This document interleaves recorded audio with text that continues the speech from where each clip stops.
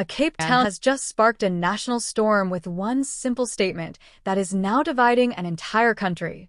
He says for 20 years, Zimbabwean workers kept his business alive. Reliable, skilled, consistent. The kind of employees he says he could always depend on. But now, in the middle of rising immigration crackdowns and growing anti-foreign worker sentiment, those same workers are quietly disappearing. And here's where it gets controversial. He claims many South African businesses are losing their best workers, not because of performance, but because of fear. Fear of raids. Fear of documentation checks. Fear of being targeted. And suddenly, one employer's experience has turned into a national debate about jobs, fairness, and survival. Before we go further, like this video and subscribe because this story is unfolding fast and the consequences are getting bigger every day. I have employed people from Zimbabwe probably for the last 20 years of my life. Yes, it's very sad what is happening to these people being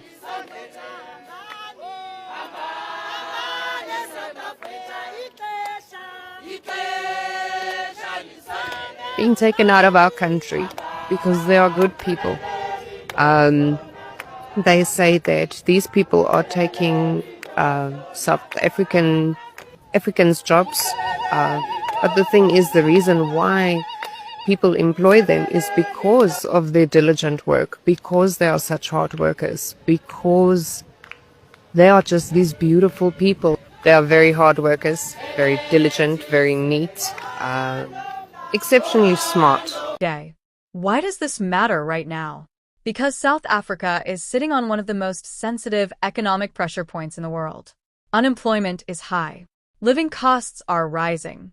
Political pressure is increasing. And immigration has become the center of national frustration. So, when an employer publicly praises foreign workers, it doesn't stay a workplace comment. It becomes political fuel. And in this case, it has already triggered anger, support, and deep division across social media and communities. But to understand what is really happening, we need to go back. For years, Zimbabwean workers have been part of South Africa's labor system. Many arrived during Zimbabwe's economic collapse, searching for stability. Some came legally. Others entered through informal routes. They worked in construction, farming, hospitality, security, cleaning, and small businesses.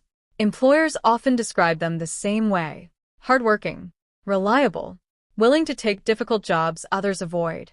But critics see a different picture.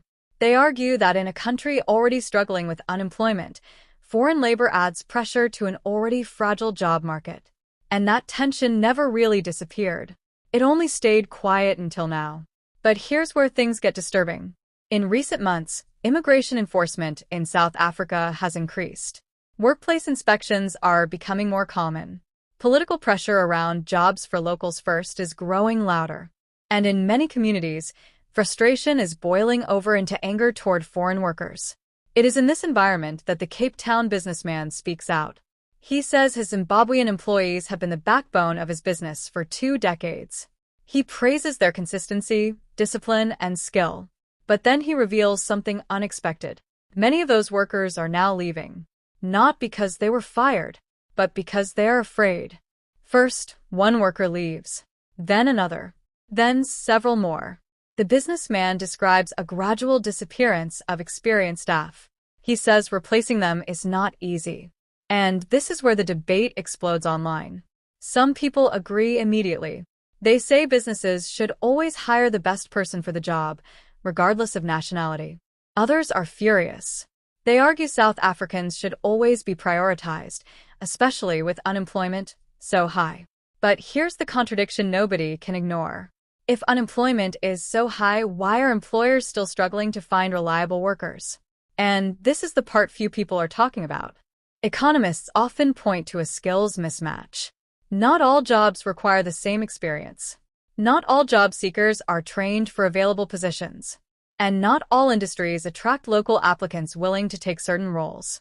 But in public debate, those details disappear. What remains is emotion. And emotion spreads faster than facts. So foreign workers become the visible symbol of a much deeper economic problem.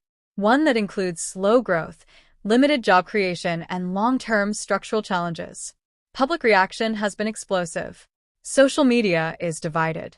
Some users share stories of positive experiences with Zimbabwean workers. Others express frustration about unemployment and job competition.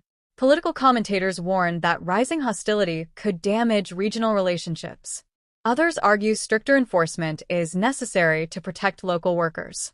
Meanwhile, media coverage reflects both sides of the argument, each focusing on different parts of the same story. But the real question is not just about opinion. It's about policy. And enforcement is already continuing in the background. What happens next is still unfolding. Immigration checks are increasing. Businesses are being pushed to verify worker documentation more strictly. Workers without legal status may face removal under existing laws. At the same time, pressure is growing to address unemployment more aggressively, and businesses are caught in the middle. Hire based on skill? Prioritize nationality? Or try to balance both in a system under strain? There are no simple answers.